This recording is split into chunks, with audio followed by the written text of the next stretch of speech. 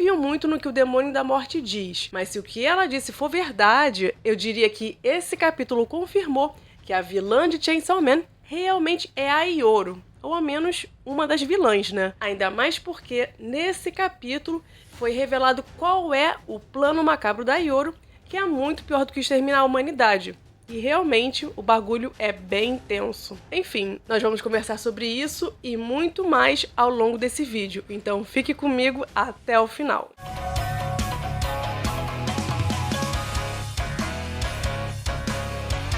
Olá, sejam bem-vindos! Eu sou a Renata e hoje vamos conversar sobre o capítulo 211 de Chainsaw Man. Galera, tá rolando uma obra no meu prédio e não bastasse isso, eu tô resfriada, então a minha voz tá meio esquisita e eu tô meio fanha.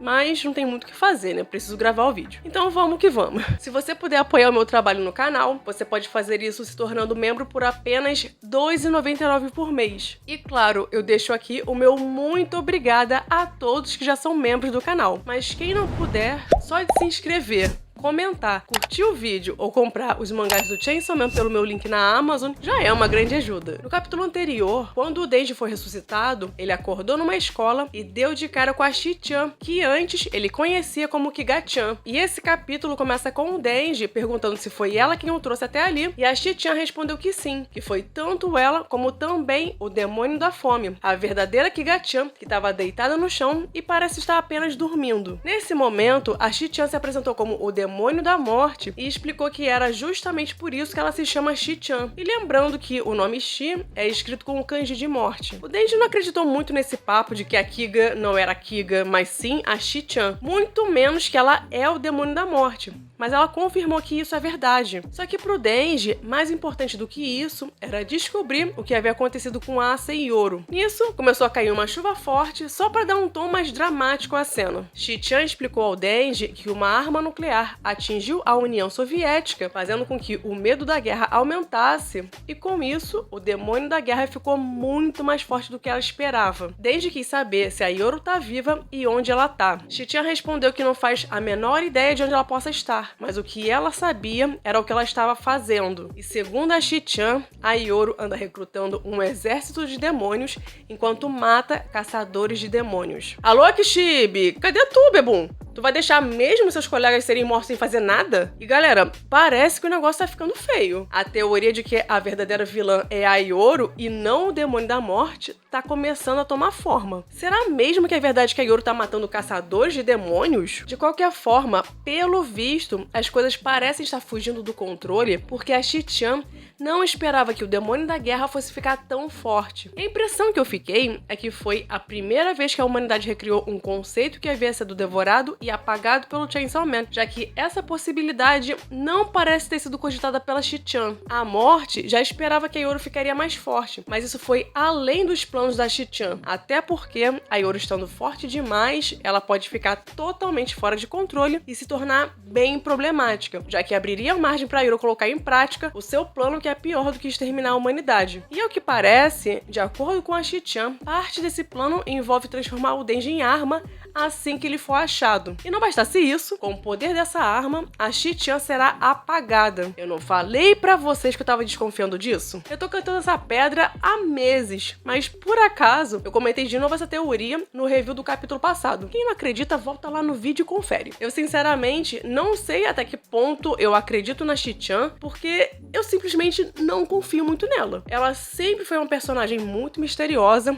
que nunca deixou 100% claro quais são as suas intenções. E ainda mais ela sendo o demônio da morte, é de se duvidar que ela esteja agindo totalmente em prol da humanidade. Porque algum interesse duvidoso ela deve ter. Afinal, ela é um demônio, né? E demônios meio que tem naturalmente uma índole egoísta. E vale lembrar que a Shi-chan prendeu a Asa no aquário porque ela queria que o Denji fosse transformado em arma. Então assim, no final das contas, como sempre, todo mundo quer usar o Denji, sobretudo o poder do Chainsaw Man, da forma que melhor lhe convém. Mas assim, quando a Yoru teve a maior motivação de transformar o Denji em arma, porque seria a sua última cartada, ela não teve coragem de fazer isso, já que ela tem sentimentos pelo Denji. Então será mesmo que a Shi-chan tem razão ao dizer que o Denji será transformado em arma no momento em que a Yoru achá-lo? Será que ela é capaz de matar o Denji para se tornar o demônio mais temido se há pouquíssimos capítulos ela foi incapaz de fazer isso? Será que a Yoru já se arrependeu de ter perdido aquela oportunidade? Vai que o poder subiu a cabeça e agora essa Yoru 2.0 super poderosa consegue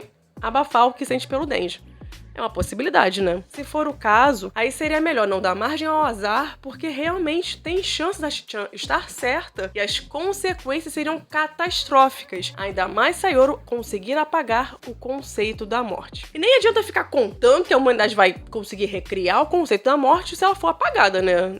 Isso é óbvio. As armas nucleares só voltaram a existir porque elas haviam sido criadas pela humanidade. Então, isso acabou sendo uma espécie de exceção ao poder do Chainsaw Man. Quando se trata de conceitos que foram criados pelos humanos, ainda que tenham sido apagados pelo Potita, eles podem ser recriados novamente, já que a humanidade está sempre em evolução e descobrindo coisas novas. Mas como a morte não é algo que foi criada pelas mãos da humanidade, essa ideia não se aplica. E ainda bem que a Shi-chan reconhece que apagar o conceito da morte é uma péssima ideia. Eu já bati nessa tecla várias vezes e nesse capítulo a Shi-chan confirmou a minha teoria que eu venho comentando com vocês. Isso porque, de acordo com a Shi-chan, se a morte deixar de existir, simplesmente nenhum ser vivo morrerá, independente da causa, seja velhice, doenças, ferimentos fatais ou qualquer outra causa. E eu digo mais: sem a morte, isso acabaria subvertendo o ciclo da vida como um todo, não só dos seres humanos, mas também dos animais, das plantas, enfim, todo tipo de vida. Na ausência da morte, o corpo humano continuaria a envelhecer e se deteriorar progressivamente, até que as suas funções biológicas entrassem em colapso. As pessoas atingiriam um estado de completa decadência física sem jamais encontrar alívio na morte. E alguém que sofresse um acidente grave, perdendo a cabeça ou partes essenciais do corpo,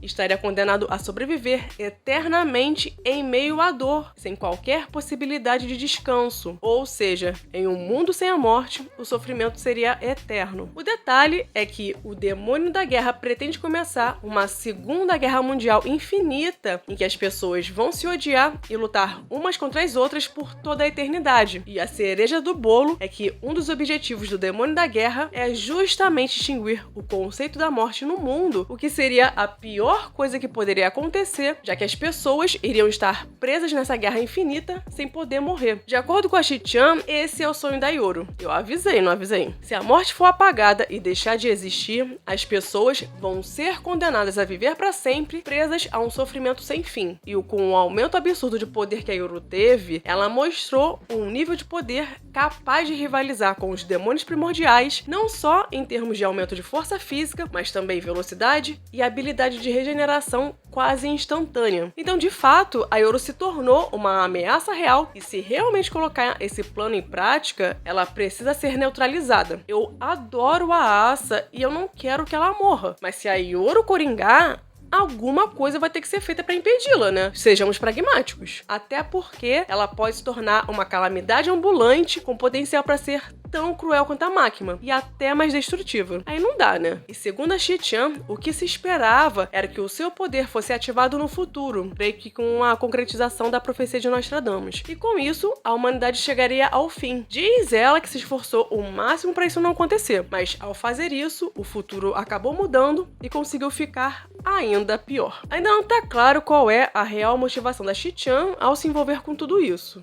Tipo, o que ela ganha com isso? Como eu já disse e repito, eu não confio nela. Mas vai que ela tá falando a verdade, ou pelo menos meias verdades. Então, será que ela é realmente uma espécie de aliada da humanidade? Pode ser até verdade que a morte realmente goste da humanidade, e eu nem acho que ela mentiu quando disse que gosta de saborear as coisas, aproveitando comida, pessoas e experiências. Eu até acho que isso pode ter a ver com o motivo pelo qual a morte já chegou na Terra há tanto tempo e se passou pelo demônio da fome esse tempo todo. O que pode ter acontecido é que talvez a Shi-chan tenha chegado na Terra bem antes da profecia se realizar, realizar porque estava entediada, vivendo milhares de anos no inferno, e resolveu conviver com os seres humanos porque isso poderia ser divertido. E acabou sendo ainda mais divertido fazer isso enganando as pessoas e fazendo todo mundo de idiota ao se passar pela Kiga-chan. Mas o detalhe que me chamou a atenção foi o seguinte: quer dizer que todo esse tempo a Shi-chan tentou evitar o fim da humanidade, buscando impedir a realização da profecia de Nostradamus, mas aí,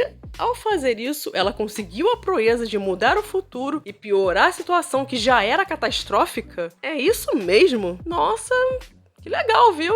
Excelente trabalho. Eu não imaginava que logo o demônio da morte seria tão incompetente, porque antes a humanidade só deixaria de existir, que seria uma bosta. Mas agora piorou, e muito, porque as pessoas podem ser condenadas a se odiarem e a viverem em guerra pra sempre. E ainda tem um adicional que elas podem nunca morrer se o conceito da morte for apagado. É nessas horas que eu lembro daquela frase clássica que meu pai sempre dizia pra mim: muita ajuda quem não atrapalha. Mas enfim, agora que a cagada tá feita, se a Yoru realmente estiver fora de controle, boa sorte aos envolvidos. Enfim, o Denji pode não ser o cara mais esperto do mundo, mas diante dessa história toda que a Shi-chan contou, ele não estava muito seguro de que tudo isso era verdade e também não estava convencido de que ela era realmente o demônio da morte, quando poderia ser apenas uma garota maluca. Mas foi aí que uma voz atrás do Denji confirmou que a Shi-chan era mesmo um demônio, e essa voz pertencia ao Miri Sugo, o Swordman. O Denji não reconheceu esse garoto logo de cara e comentou que tinha a impressão de que já tinham visto em algum lugar. Eu adoro que o Denji sempre faz pouco caso do Sugo. E pior que eu não tô muito diferente do Denji, porque eu também nem lembrava que ele existia. Mas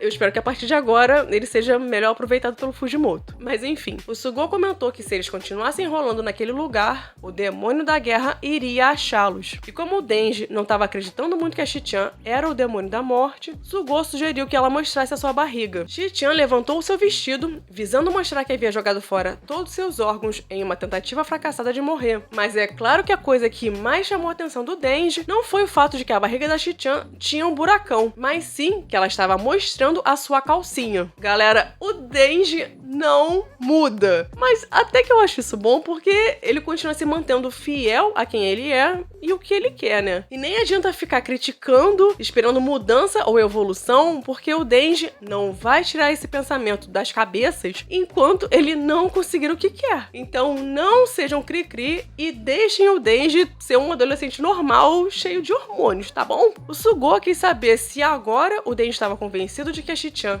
era um demônio e que o demônio da guerra estava a caminho. Mas o Denji não estava dando a menor bola pra ele, porque a sua atenção estava totalmente focada na calcinha da Shi-chan. E aí, como sempre, diante desses argumentos, o Denji gadão foi facilmente convencido e disse que acreditava neles, finalizando dessa forma o capítulo. Não adianta, gente. O Denji vai ver a mulher de calcinha e vai ficar totalmente vidrado nisso. Como se muitos de vocês não tivessem passado por isso, né? Ou passem até hoje, né? Mas enfim, o Denji pode ter até concordado com eles num primeiro momento, porque, né, a argumentação que lhe foi apresentada era irrefutável. Mas no momento que o Denji tiver que confrontar a Yoru, aí vai ser complicado, porque ele gosta dela e da Asa, né? E eu acredito que a parte do plano que a Shi-chan não tá contando pro Denji envolve apagar o conceito da guerra. E eu duvido que ele concordaria com isso por conta dos seus sentimentos, né? Já que ele teria que abrir mão da garota que ele gosta